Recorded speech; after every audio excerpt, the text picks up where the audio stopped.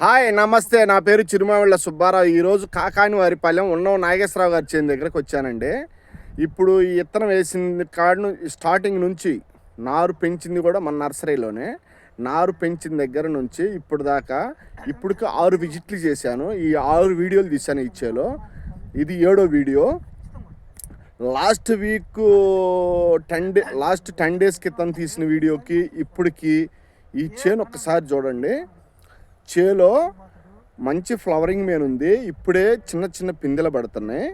మొక్క మంచి ఎదుగుదల ఉంది, మంచి గ్రోత్ ఉంది. దీనికి హ్యూమిక్ పొటాష్ పెట్టి 60 రోజులు పైన అవుతుంది.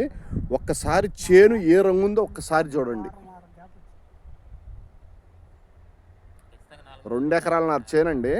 చేను ఏ కలర్ ఉందో ఒక్కసారి చేను కలర్ చూడండి.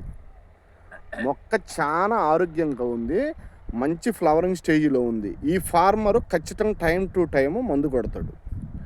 ఫర్టిలైజర్ వాడకపోవటం వల్ల బొబ్బర తక్కువ ఉండటానికి ఇదే నిదర్శనం. ఒక్కసారి చేను చూడండి.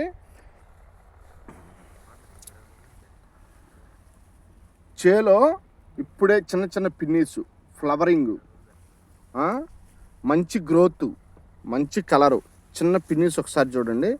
ఇది మొత్తం ఈ రంగులో మారింది. మొత్తం చిన్న చిన్న పిందెలు, ఇట్లా పిందెలు మొత్తం.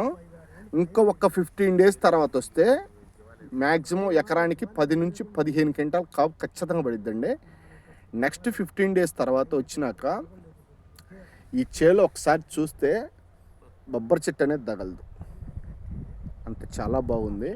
ప్రతి ఒక్క రైతు గమనించాల్సింది ఏంటంటే హ్యూమిక్ పొటాష్ పెట్టండి, పెట్టి మొక్కని కాపాడుకోండి.